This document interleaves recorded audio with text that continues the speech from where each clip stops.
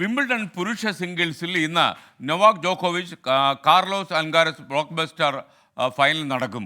ഇന്ന് വൈകിട്ട് 6:30 മണിക്കാണ് മത്സരം. 4 മണിക്കൂറും 42 മിനിറ്റും വിംബിൾഡൺ ഫൈനലുകളുടെ ചരിത്രത്തിലെ ഏറ്റവും ദൈർഘ്യമേറിയ മൂന്നാമത്തെ പോരിനൊടുവിലാണ് നൊവാക് ജോക്കോവിച്ച് എന്ന ഗോലിയത്തിനെ വീഴ്ത്തി കാർലോസ് അൽക്കാരസ് എന്ന 20-കാരൻ 2023 വിംബിൾഡൺ ചാമ്പ്യനായത്. ഒരു വർഷത്തിനിപ്പുറം കിരീടം നിലനിർത്താൻ അൽക്കാരസും കണക്ക് തീർക്കാൻ ജോക്കോവിച്ചും സെന്റർ കോർട്ടിൽ വീണ്ടും മുഖാമുഖം. ചരിത്രത്തിലേക്കാണ് നൊവാക് ജോക്കോവിച്ച് റാക്കറ്റ് എടുക്കുന്നത്. 25ാം ഗ്രാൻഡ് സ്ലാം കിരീടമെന്ന അപൂർവ റെക്കോർഡിലാണ് ജോക്കോയുടെ കണ്ണ്. നിലവിൽ 24 കിരീടങ്ങളുമായി മാർഗരറ്റ് കോർട്ടുമായി റെക്കോർഡ് പങ്കിടുകയാണ് ഈ സെർബിയക്കാരൻ. വിംബിൾഡണിൽ 8ാം കിരീടത്തോടെ റോജർ ഫെഡററുടെ റെക്കോർഡിന് ഒപ്പമെത്താനും അവസരം. അതേസമയം ക്ലേ കോർട്ടിന് പിന്നാലെ പുൽത്തകടിയിലും കിരീടം ചൂടി 4ാം ഗ്രാൻഡ് സ്ലാം നേട്ടമാണ് അൽക്കാരസിന്റെ ലക്ഷ്യം.